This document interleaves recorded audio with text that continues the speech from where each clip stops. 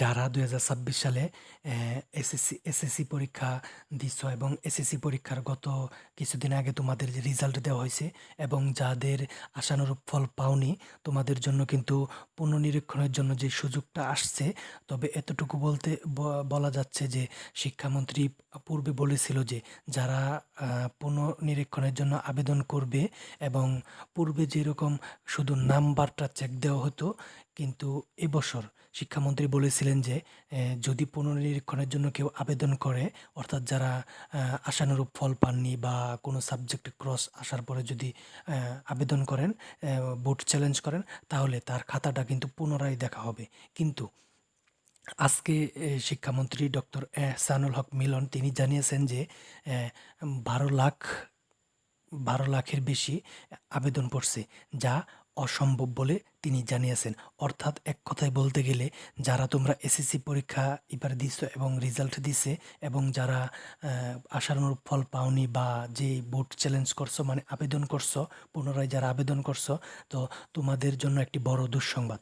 চলো এই নিউজটি আমরা পড়ি। এটা হচ্ছে ডেইলি নিউজে, ডেইলি ক্যাম্পাস এই নিউজ থেকে আসছে।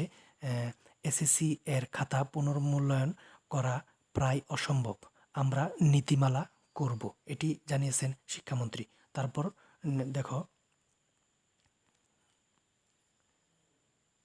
এসএসসি পরীক্ষার খাতা পুনর্নিরীক্ষণের জন্য ১২ লাখের বেশি আবেদন পড়ছে, যা সব দেখা প্রায় অসম্ভব জানিয়ে শিক্ষা ও প্রাথমিক ও গণশিক্ষা মন্ত্রী ডক্টর আনম এহসানুল হক মিলন বলেছেন, ১৯৮০ সালের পাবলিক পরীক্ষা আইনের খাতা পুনর্মূল্যায়নের সুযোগ চালু করেছিলাম, কিন্তু এবারের অভিজ্ঞতা দেখে মনে হচ্ছে প্রায় সবই খাতা পুনর্মূল্যায়ন করতে চাইছে।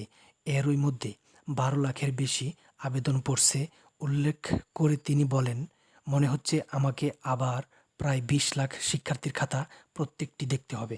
এটা বাস্তবিক অর্থেই অসম্ভব। এমন সুযোগের অপব্যবহার করা যাবে না। আজ সোমবার ১৭ই আগস্ট রাজধানীতে একটি অনুষ্ঠান শেষে সাংবাদিকদের এসব কথা বলেন মন্ত্রী। তিনি বলেন, আমরা একটি নীতিমালা প্রণয়ন করব। কোনো কোনো ধরনের খাতা বা কোনো পরিস্থিতিতে খাতা পুনর্মূল্যায়ন করা যাবে সে বিষয়ে সুনির্দিষ্ট নীতিমালা থাকবে। কারণ দেখা যাচ্ছে কেউ জিপিএ ৫ বা গোল্ডেন প্লাস পাওয়ার পরও পুনর্মূল্যায়নের আবেদন করছে। মন্ত্রী বলেন, এর অন্যতম কারণ হলো নম্বর ভবিষ্যতের শিক্ষাজীবনের বিভিন্ন ধাপে গুরুত্বপূর্ণ ভূমিকা রাখে। তবে এভাবে বিপুল সংখ্যক খাতা পুনর্মূল্যায়নের আবেদন করা হলে পুরো প্রক্রিয়াটি অত্যন্ত কঠিন হয়ে পড়ে। তাই বিষয়টি নিয়ে একটি কার্যকর ও বাস্তবসম্মত নীতিমালা প্রয়োজন।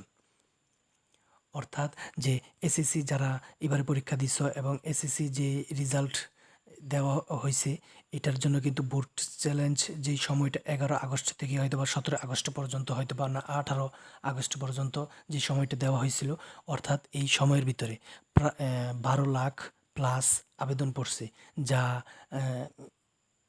পুন পুন মানে পুনরায় আবার রিপিট করে দেখা অসম্ভব বলে জানিয়েছেন ডক্টর আনম এহসানুল হক মিলন। অর্থাৎ তিনি শিক্ষামন্ত্রী জানিয়েছেন যে এটা অসম্ভব এবং এটার জন্য একটা প্রক্রিয়া ওনারা চালু করবেন। তো এটা বলতে গেলে বলা যায় যে এসএসসি যারা আছে তাদের জন্য একটি বড় দুঃসংবাদ।